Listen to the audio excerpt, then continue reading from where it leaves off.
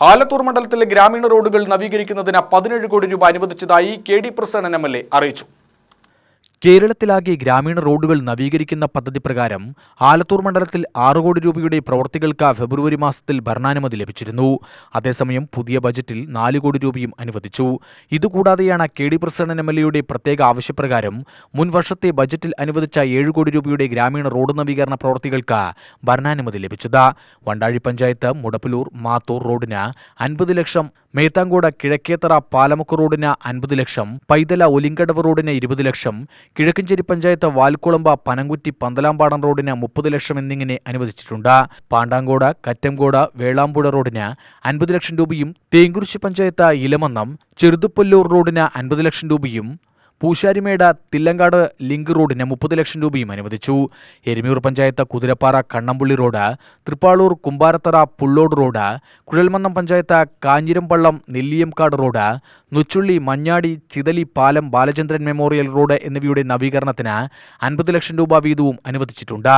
Melarkode panchayat Kadambidi നെല്ലിയാമ്പാടം Muthukunni road നവീകരണത്തിന് 60 ലക്ഷം രൂപയും, ആലത്തൂർ പഞ്ചായത്ത് ചെറുതുറ വേലക്കണ്ടം റോഡിന് 30 ലക്ഷം രൂപയും, ഗാന്ധി ജംഗ്ഷൻ കാട്ടുശ്ശേരി മലക്കുളം നെല്ലിയംകുന്നം റോഡ് നവീകരണത്തിന് 1 കോടി 30 ലക്ഷം രൂപയുമാണ് തുക അനുവദിച്ചിരിക്കുന്നത്.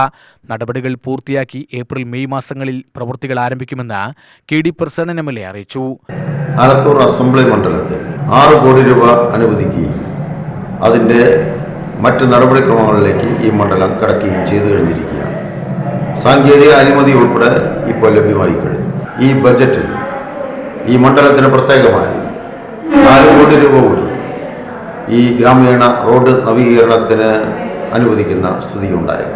കഴിഞ്ഞ വർഷങ്ങളിൽ എം.എൽ.എ. എന്നുള്ള നിലയ്ക്ക് ഗവൺമെൻറ്റിന് മുമ്പിൽ സമർപ്പിച്ച അപേക്ഷ പരിഗണിച്ചുകൊണ്ട് 7 കോടി രൂപ കൂടി ഇപ്പോൾ ഏതാനും ദിവസങ്ങൾക്ക് മുമ്പാണ് അതിൻ്റെ ഭരണാനുമതി ഗവൺമെൻറ് ലഭ്യമാക്കി.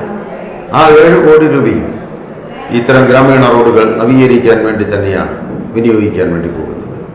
ഈ മണ്ഡലത്തിലെ 7 പഞ്ചായത്തുകളിലായി 7 കോടി രൂപ വിനിയോഗിച്ചുകൊണ്ട് 14 ഗ്രാമീണ റോഡുകൾ കൂടി നവീകരണ പ്രവർത്തനം നടത്താൻ വേണ്ടി പോവുകയാണ്.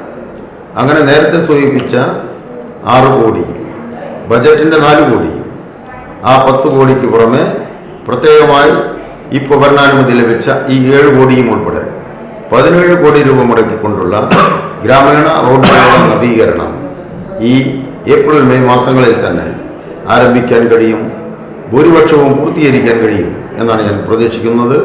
ആ പ്രവർത്തനങ്ങളുമായി മുന്നോട്ട് പോവുകയാണ്. വരുന്ന ദിവസങ്ങളിൽ അതിൻ്റെ TS എല്ലാം ലഭ്യമാക്കി ടെൻഡർ നടപടികളിലേക്ക് പ്രവേശിക്കും എന്നാണ് ഞാൻ കരുതുന്നത്.